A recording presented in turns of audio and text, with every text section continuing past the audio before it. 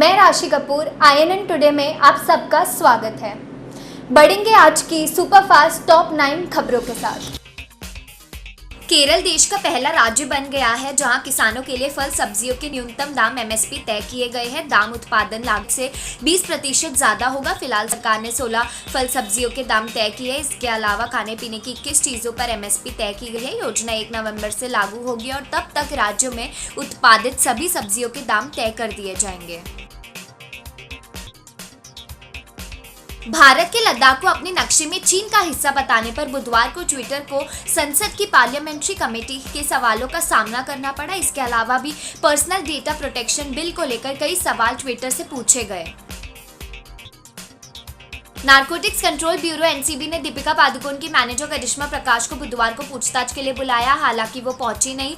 NCB ने करिश्मा के घर मंगलवार को छापा मारा था। वहां कुछ मात्रा में हशीश मिली थी। हालांकि इस कार्रवाई के वक्त करिश्मा घर पर नहीं थी, इसलिए NCB ने उनके घर के बाहर सामान चिपका दिया। जांच में सामने आया कि करिश्मा ड्रग्स पेडलर्स से लगातार कॉन्टैक्ट में थी। नए कृषि कानूनों पर किसानों का विरोध लगातार जारी है। खासकर पंजाब के किसान मुखर होकर केंद्र सरकार द्वारा लगाए गए इन तीनों कानूनों के आवाज उठा रहे हैं। रेल रोको आंदोलन के बाद अब किसान नेशनल हाईवे बंदी की तरफ बढ़ने जा रहे हैं। बैठक के बाद समन्वय समिति की तरफ से जारी बयान में बताया गया है कि 5 नवंबर को पूरे देश में हाईवे जाम करने का फैसला लिया गया है। राष्ट्रपति रामनाथ कोविंद ने दिल्ली विश्वविद्यालय DU के वाइस चांसलर प्रोफेसर योगेश त्यागी को तत्काल प्रभाव से निलंबित कर दिया है। साथ ही राष्ट्रपति ने DU में प्रशासनिक अनियमितताओं को लेकर योगेश त्यागी के खिलाफ जांच के आदेश दिए हैं। हरियाणा के पानीपत में एक महिला पर 2 युवकों ने एसिड अटैक किया। महिला पर हुए इस हमले का एक वीडियो वायरल हुआ है। वीडियो में दिख रहा है कि किस महिला का पहले से इंतजार कर रहे युवकों ने उसके चेहरे पर तेजाब फेंका और भाग निकले। महिला रोहतक के PGO में भर्ती है। अभी तक पुलिस एक भी गिरफ्तारी नहीं कर पाई है। केंद्रीय स्वास्थ्य मंत्रालय ने बुधवार को कहा कि केंद्र राज्यों केंद्र शासित प्रदेशों के ठोस कदमों तथा समन्वित रणनीति की वजह से भारत प्रति 10 लाख की आबादी पर कोरोना वायरस संक्रमण और इससे होने वाली मौतों के सबसे कम मामले वाले देशों की सूची में लगातार बना हुआ है। देश में उपचाराधीन मामलों की संख्या में धीरे धीरे लगातार कमी भी आ रही है। वर्तमान में भारत में उपचाराधीन मामलों की संख्या 6 लाख है, जो कुल मामलों का महज 7% है।